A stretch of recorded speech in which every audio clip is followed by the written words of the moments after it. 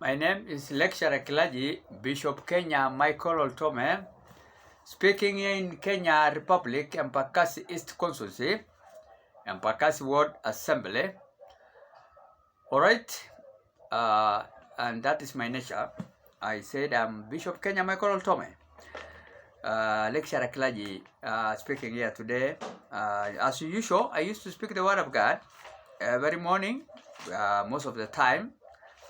And today we want to read about the book of John, chapter 14, verses 6. And our topic is about, leadership. Okay?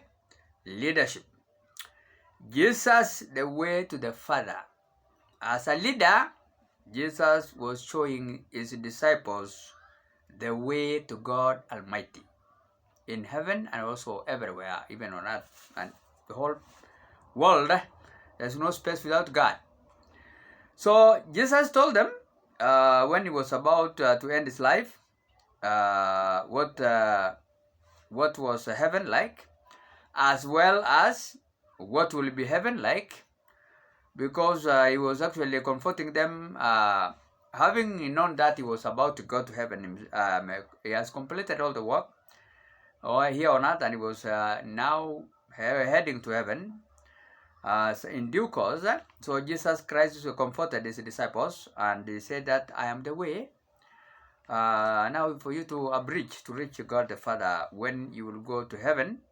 And I'm going also to explain you what heaven is like, what will heaven be like in verse 2. But mainly, we want to zero in verse 6. So, and I will let's read that one. John chapter 14, verse 6. Jesus answered, I am the way and the truth and the life. No one comes to the Father except through me. That means Jesus knew the way to heaven, and he also went the way to heaven, and also he wanted to show his disciples the way. So a leader must know the way, show the way, and goes the way. What will be heaven like? In verse 2, the way I said it, we are told here, in my Father's house are many rooms, and there, if one not so, if we are not so, I will have told you, I am going there to prepare a place for you. I repeat it again. In my Father's, God's obvious, almighty house, are many rooms. If they were not so, I would have told you, I am going there to prepare a place for you. We have many communities who normally lives even in one kind of an estate. All right, and they stay there with their children, and businesses are in corporate kind of forms. They do their business in a cooperative kind of a manner, and the same family. And then now they will have what we call rooms, many rooms. Sometimes they may even opt to have one particular place to eat, like dining. But later on, they put their money in one, basket, one account, and then every family of that member will be given some percentage of whatever they are having in that kind of circle kind of a cooperative, in a managerial kind of form. So what will be heaven like? We are told Jesus described heaven, which is also a potential sky upward locations, in Isaiah 66 verse 1 and 2. So Jesus described heaven as a house with many rooms.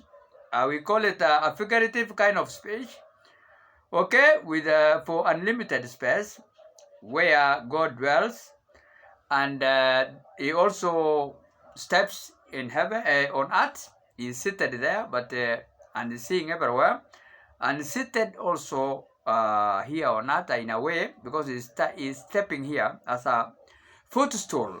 Earth is a footstool of God, but the throne is upward sky called heaven.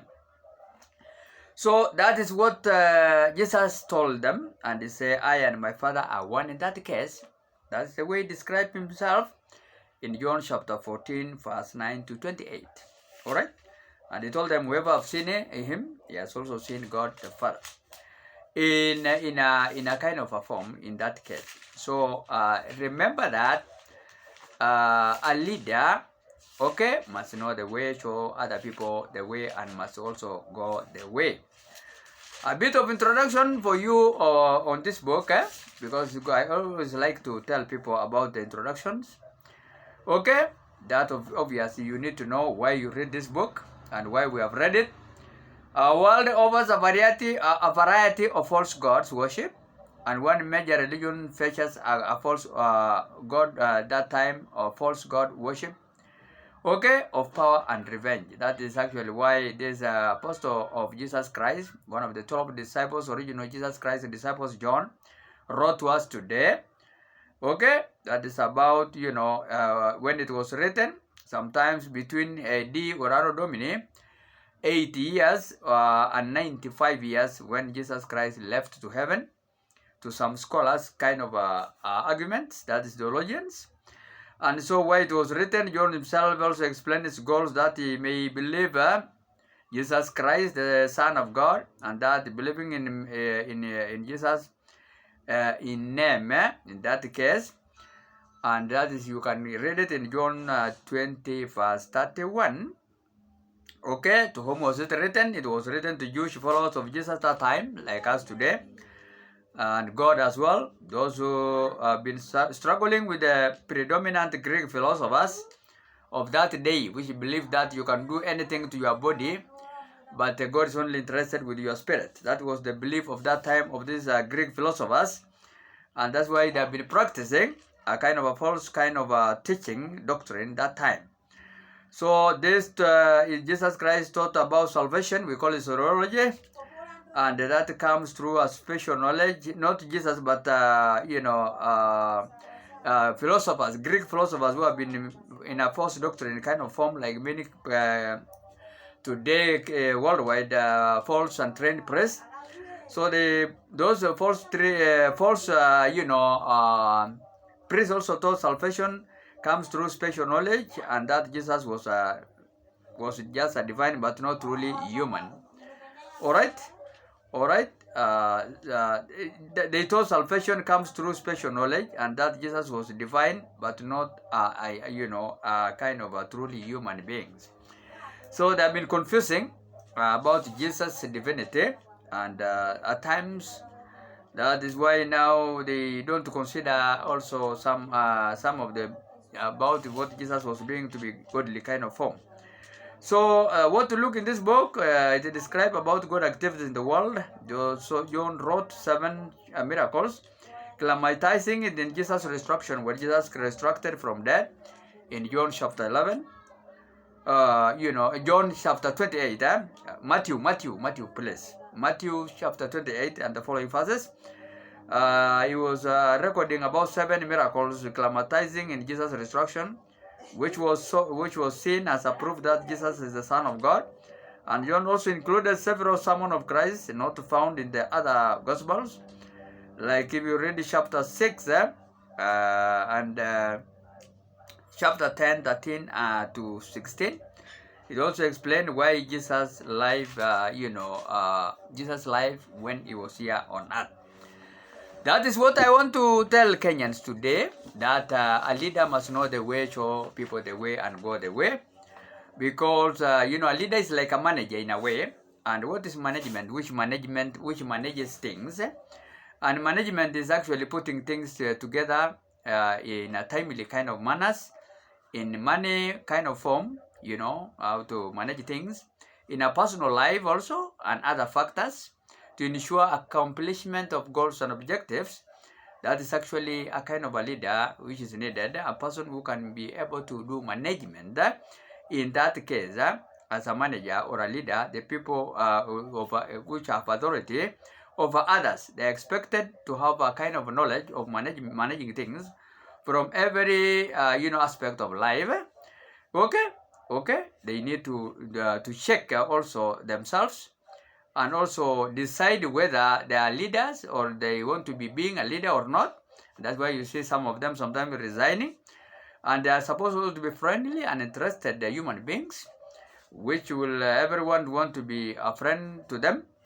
Okay, and also they are supposed to be people that they can realize never to stop learning. And that's why we have our leaders nowadays in Kenya, doing some kind of conferences.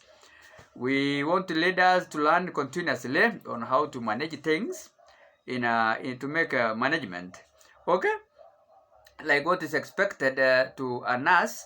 Nurses must study about diseases, and doctors likewise, in order to treat humanity, and that's a continuous kind of learning in order for them to prevent diseases and also to be friendly to human beings. So leaders, how can we learn continually to improve our own management in leadership skills? I want our leaders to know that if you want to be a leader, you must also be able to be a continuously kind of a person who can improve his own, management life in leadership skills, to listen to others in, what other human beings feels. You must also do not defend yourself when you are wrong. That's what I want also our President, His Excellency Dr. William Samoei Ruto, Kenya President, to know that when Supreme People President and all of us, rebuke him or correct him in his leadership, he need not to defend himself. That I'm always right. Okay, you must learn to know that there is what we call right, and also to move forward with it, and there is also what we call wrong, to avoid it. And he must also carry a writing pad and pen to write down new things about his leadership or what people want to remember. And he must also rely on his past experiences. If he was a leader before, like our president, Dr. William Samoei Ruto, he was a member of parliament, he was also an assistant minister, he was minister, he was deputy president, and now president. So we believe that he has some kind of experiences. And likewise also the prime minister, the supreme power people president now, second in command nowadays, His Excellency Raila Amolo Odinga, but is the one who is now actually having upper hand. So millions of Kenyans, 3/4, want him to be the president rather than the president himself, Dr. William Ruto. So a leader must also know a chain of commands and stay within its boundaries, because we are seeing now our president is overstepping such kind of mandates, chain of commands. Sometimes you see him, approving hustlers funds, which the parliamentarian have not approved. And that's now people have ended up rejecting, to pay it back, about 3 million shillings, I said the other day. So the president must know how, about the chain of command, and he also need to stay within his own boundaries in leadership, executive of the president, executive office of the president, boundaries, and not to overstep, to do, chief's work, to do, police work, and to do members of parliament work, and to do the judiciary work, or to do also some kind of, whatever work. You should let other human beings do their own work, and to follow chain of command. And do not be attempted also to strengthen a leader need also need to not to attempt most of the time to strengthen his life by doing what is not good. Okay, but he must also be a friendly person, and he must not also misuse his authority. A leader must also cultivate his good judgment and admit when he is wrong, but he's also supposed to take care to know what is right, because he's carrying the lives of so many millions of human beings. A leader also must keep his promises, to be fair, and not make promises that cannot keep him, like what our president have said a long time ago, that within 90 days, that's Dr. William Samoei Ruto of Kenya Republic, president, he told people that I'm going to provide you with all shortcomings, welfares, and he has done none. So you must also treat all human beings the same, because he's a leader, and he must also exercise what we call initiative, leadership, or that consists, a kind of a right direction, not wrong directions, in his leadership. And he must also be a persistence, not to give up upon his goals just because they have difficulty in them, but to keep on going on. And he must also be himself, not to do things to impress others or to act in a way that attract attention, which are wrongly things. but he must continue to learn and improve, his leadership skills, and keep, those lessons of good leadership in his own life. He must also do not isolate himself somewhere above others. That's what I want even our president to know. He must be a person who is approachable and also reachable when people want to reach him and tell him what the problem are and what they want also, because that one can lead to a failure leadership. The leader also need to, not to be deceived by false informations, but to check everything what he hears, and taking also actions. He must think twice before he act. Otherwise, he might sometimes even victimize, righteous human beings, like what even many other leaders have done. Herod has killed a godly priest called John the Baptist wrongly, and many other people are jailed also in Kenya. Sometimes a person is jailed for 35 years, and he will be again later on found that he was not wrong. A leader must also take time to take actions, such kind of capital death penalties and other affairs, and learn how to ask meaningful questions that will help others, and also you should also learn to listen other human beings. All right, so leader also must identify himself and identify the problems which people are facing, and he must also avoid talking too much. Okay, he must also he must be a honest person. Okay, because if he talk too much, then people sometimes don't know what he's saying, and people also, if he become dishonest, not good. Because he will be a liar. Other people will treat him as a liar. He must not be a lazy person, but to carry his responsibility and share the work to others also in the participations. And also, he must be an important person. Okay, that is a person who can good in remembering things which he is told. Actually, he must also write down the problem down in order to identify them according to the priorities.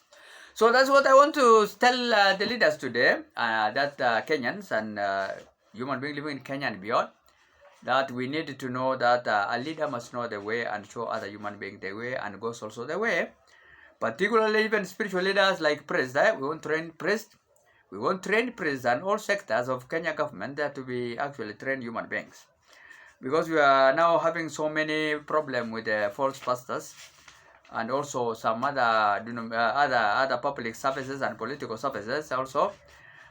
People, we have found that we have so many illiterate human beings which are in position of authority, and that's not good.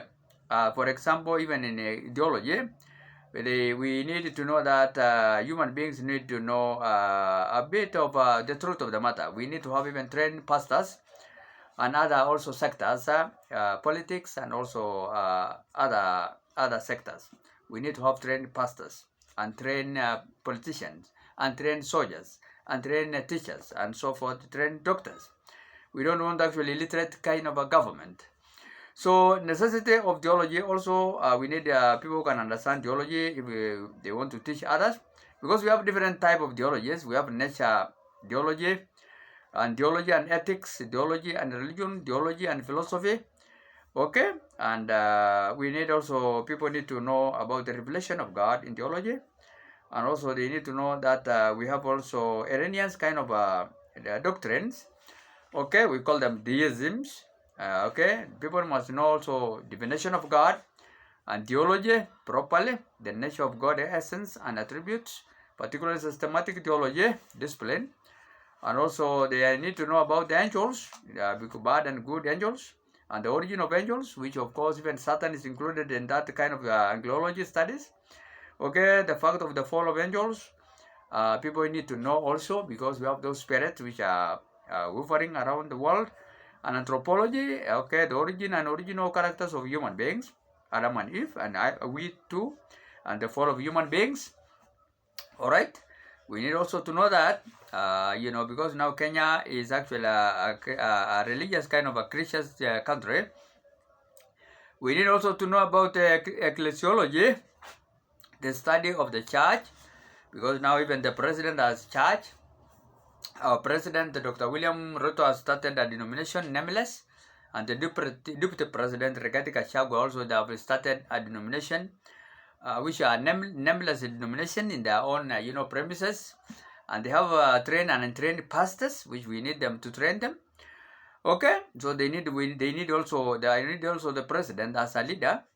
If he has money, obvious, to start a denomination is okay, but they need also to know that there's what we call ecclesiology studies about the definition of the church. Okay, and the church is not a Judaism kind of thing. Okay, it's not a kingdom, it's not a denomination.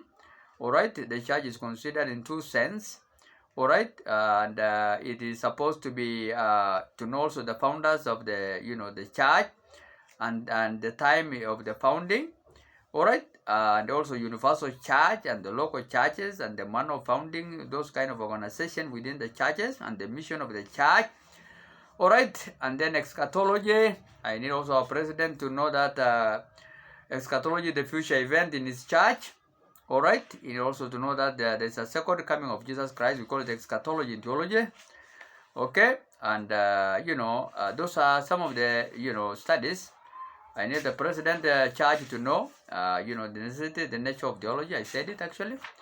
Okay, and also you should actually train his pastors in those units of the one I've mentioned. I will repeat it again briefly. I want the president charge to study a particular ideology. That is what I said. Theology studies, which of course it is important for him to allow, to allow, is